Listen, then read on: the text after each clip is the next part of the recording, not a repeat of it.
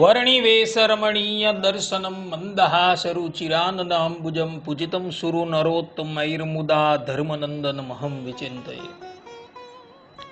અસતોમા ષટ્ગમય તમસોમા જ્યોતિર્ગમય મૃત્યુર્મા અમૃતમ ગમય. ઓમ શાંતિ શાંતિ શાંતિ. અસ્મદ્ગુરુ સમારંભામ નાથયામૂન મધ્યમામ લક્ષ્મી વલ્લભ પર્યંતામ વંદે ગુરુ પરંપરા. આજની જ્ઞાન સભાની અંદર પધારનારા બધા જ ભગવત ભક્તોને વેદાંતાચાર્ય, પુરાણ ઇતિહાસાચાર્ય, એમએ ફિલોસોફી શાસ્ત્રી રાકેશભાઈના હેતપૂર્વક જય સ્વામિનારાયણ. ભક્તો, ચૈત્ર શુક્લ પંચમી એટલે લક્ષ્મી પંચમી. ભારત વર્ષમાં આ દિવસ લક્ષ્મી પંચમીના નામથી મનાવવામાં આવે છે. પુરાણોનું અવલોકન કરતા ચૈત્ર શુક્લ પંચમીના દિવસે જે પણ કોઈક વ્યક્તિ લક્ષ્મીજીની પૂજા કરે છે તેના ધન ધાન્યની અને સૌભાગ્યની વૃદ્ધિ થાય છે. જેમ કે સ્કંદ પુરાણમાં કહ્યું છે કે ચૈત્રે માસી શુક્લ પક્ષે પંચમી યા શુભપ્રદા તસ્યામ લક્ષ્મ્યા પૂજનમ તો સર્વ સૌભાગ્યદાયકમ. અર્થાત કે ચૈત્ર માસના શુક્લ પક્ષની પંચમી તિથિ અત્યંત શુભ છે. આ દિવસે માતા લક્ષ્મીની પૂજા કરવાથી સર્વ પ્રકારનું સૌભાગ્ય પ્રાપ્ત થાય છે. આ પ્રમાણે સ્કંદ પુરાણમાં કહેલું છે.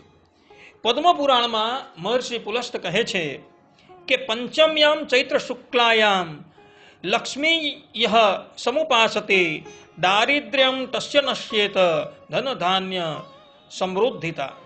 અર્થાત કે ચૈત્ર શુક્લ પંચમીના દિવસે જે મનુષ્ય લક્ષ્મીજીની આરાધના કરે છે તેની દરિદ્રતા નાશ પામે છે અને ધન ધાન્યની વૃદ્ધિ થાય છે. ભવિષ્ય પુરાણમાં ભગવાન વેદવ્યાસજી લખે છે કે ચૈત્ર શુક્લ પંચમી તો લક્ષ્મ્યા પ્રીતિ કરી સ્મૃતા વિધિવત પૂજનાત તસ્યા સર્વાભિષ્ટમ ફલમ લભેત. અર્થાત કે ચૈત્ર સુદ પંચમી માતા લક્ષ્મીજીને પ્રસન્ન કરવાની તિથિ છે. આ દિવસે વિધિપૂર્વક લક્ષ્મીજીની પૂજા કરવાથી મનુષ્યને સર્વ ઈચ્છિત ફલ પ્રાપ્ત થાય છે. આ પ્રમાણે ભવિષ્ય પુરાણમાં પણ ભગવાન વેદવ્યાસજીએ આ વાત કહેલી છે.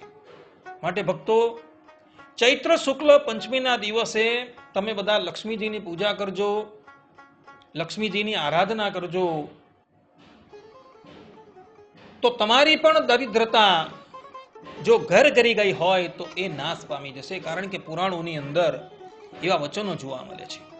પુરાણોમાં આ સંબંધમાં એક કથા છે કે એક વખત એક ગરીબ બ્રાહ્મણ સ્ત્રીએ ભક્તિથી માતા લક્ષ્મીનું સ્મરણ કર્યું અને નિત્ય એ લક્ષ્મીજીનું સ્મરણ કરતી હતી. પરંતુ તેને અતિશય દરિદ્રતા હતી. એક દિવસ એક સાધુ મહાત્માએ તેને ચૈત્ર સુદ પંચમીના દિવસે લક્ષ્મી પૂજન કરવાનો ઉપદેશ આપ્યો અને એ ગરીબ બ્રાહ્મણી સ્ત્રી લક્ષ્મીજીનું પૂજન કરે છે અને એ દિવસે લક્ષ્મીજીનું વિશેષ અનુષ્ઠાન કરે છે. એને લઈને એની દરિદ્રતા દૂર થઈ જાય છે. માટે ભક્તો, આ દિવસે ભગવાન શ્રીમદ નારાયણના ધર્મપત્ની લક્ષ્મીજીનું તમે બધા પૂજન કરજો. તો તમારી પણ જો દરિદ્રતા હતે તો એ દરિદ્રતા સમાપ્ત થઈ જશે. આ પ્રમાણે પુરાણોના વચનો જોવા મળે છે. બધા જ લોકો આ આત્મસાત કરી રાખે અને આ દિવસે લક્ષ્મીજીનું અવશ્ય પૂજન કરે. આટલું કહીને હું મારા પ્રવચનને અહીં વિરામ આપું છું. સર્વે સંતુ નિરામયઃ સર્વે સુખીનો ભવંતુ સર્વે ભદ્રાણિ પશ્યંતુ મા કશ્ચિદ દુઃખ ભાગ ભવેત. અસ્તુ. જય સ્વામિનારાયણ.